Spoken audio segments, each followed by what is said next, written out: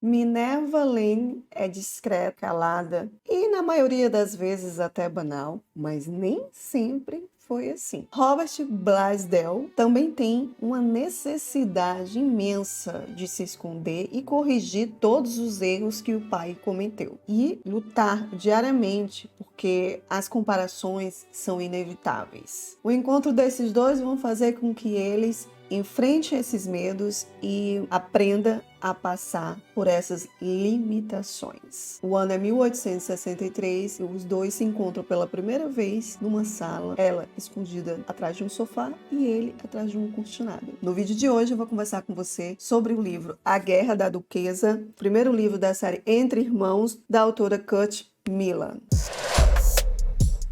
Nesse livro a gente vai conhecer a Minerva, que está se escondendo não só numa sala e acaba escutando uma conversa que ela já tinha uma certa suspeita, mas também está escondendo o passado dela, e é muito traumático, porque nesse passado ela foi traída por uma pessoa que ela não imaginava que pudesse fazer o que fez. E no meio de tudo que aconteceu, ela foi acolhida por duas tias que fizeram com que ela mudasse até a personalidade dela para proteger desse passado, de tão vergonhoso e traumático que foi, fazendo com que ela tenha síndrome do pânico de estar próximo de multidões. E para conseguir fazer isso, a Milena acaba adotando duas personalidades, que só quem tem uma certa intimidade consegue entender. Voltando para a sala onde ela está escondida, lá também temos outra pessoa que está escondida por outro motivo. Nosso querido Robert, o Duque de Clemont. Os dois acabam se conhecendo ali de uma forma inusitada. Nesse embate, e ouvindo o que o noivo falou da Minerva, o Robert fica constrangido, né, de estar naquela situação toda, quando ele percebe que ela é a noiva do cara. A Minerva não pergunta nome, eles têm aquele primeiro encontro, e quando eles se encontram novamente, a Minerva descobre que ele é o Duque de Clemont. E uma série de mal-entendidos vai acontecer a partir desse encontro. É um enredo de romance de época, bem embasado, fatos históricos, que tem situações que você até acha que é ficção, mas quando você chegar ao final desse livro, você vai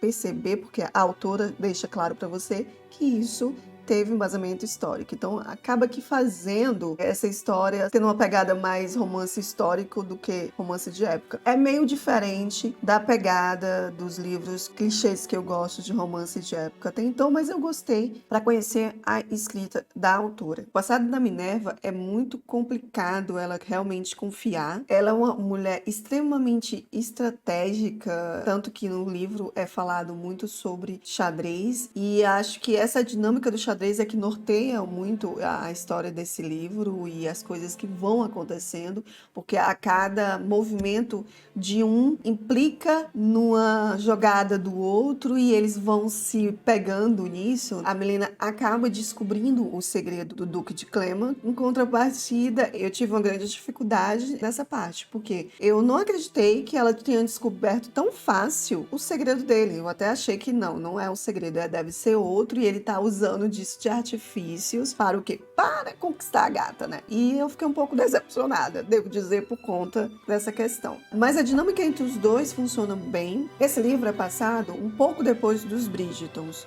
Daí eu tenho uma grande dificuldade de gostar muito, porque já estamos entrando numa era ali dos trabalhadores. Eu não tenho nada contra, gente, eu até gosto de saber disso em não ficção. Mas em romances de época, eu acho que eu tenho um certo preconceito em relação a isso, porque eu gosto dos costumes, eu gosto dos bailes, eu gosto daquelas intrigas familiares e aristocratas que giram em torno de um romance de época. Clichê. Mas eu aceitei porque teve fatos, me cativou bastante a protagonista, a forma como ela consegue colocar os pontos de vista dela sem precisar ser grosseira, como ela consegue ser dissimulada na forma como ela age, e essa briguinha deles, esses enemies to lovers deles de gato e rato também me agrada bastante. O personagem do Robert é aquele personagem típico de homem ingênuo. Tem um ideal de conquista, a falta da família na base dele faz com que ele queira sempre tentar ser justo, mostrar que não é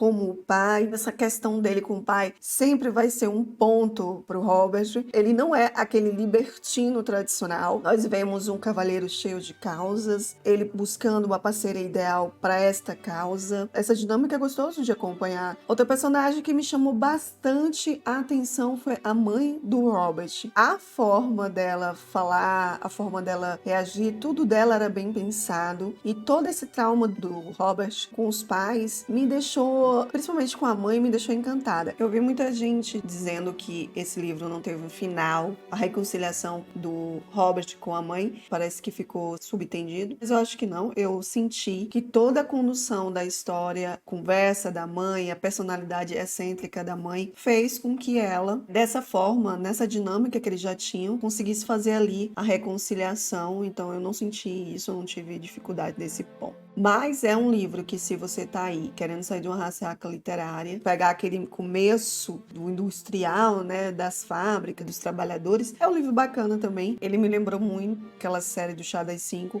Como Derrubar um Duque, a mesma pegada. E aí eu começo a perceber que eu realmente gosto de romances de época, à la Júlia, é mais o jeito que eu gosto de acompanhar as histórias. Romance histórico já tá bem presetado pra mim, essa fórmula de contar as histórias. Quando eu saio de um histórico para ir para um de época, eu quero que sejam coisas bem gritantes para eu saber onde eu estou, senão eu acabo ficando confusa. Ok, isso aqui é romance histórico ou romance de época? É necessário isso? Mas é o meu gosto, eu que sou leitora, então é assim que funciona comigo. Nós temos aí um vilão durante toda a história, mas não é aquele vilão. O que deixou a desejar aqui foi justamente essas previsibilidades em alguns pontos, a falta de um vilão bom, um conflito que fizesse... Não posso nem dizer que não teve um conflito bom aqui. Eu acho que o vilão dessa história é os segredos e as formas que eles escolhem lidar com isso. As atitudes da Minerva, o que ela faz para esconder o segredo e o que ele faz não entendendo o lance que está acontecendo entre eles, foi o que me fez seguir nessa história. Gostei dos amigos dele, foram personagens que eu acho que vão aparecer no segmento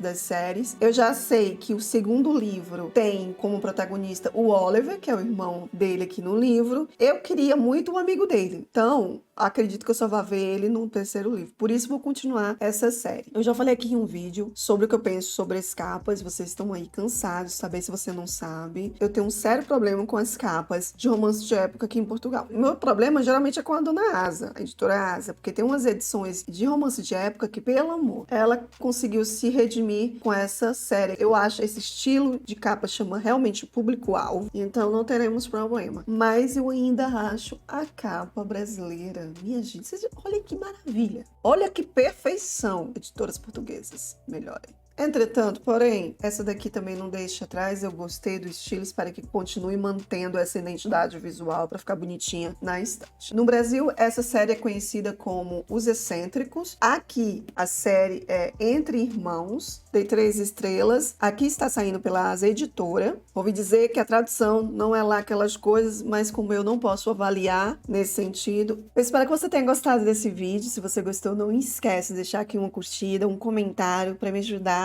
a chegar a pessoas que curtem esse tipo de conteúdo. E não acabou ainda não, tá? Eu vou deixar aqui um vídeo que eu tenho certeza que você vai gostar. Clica aqui.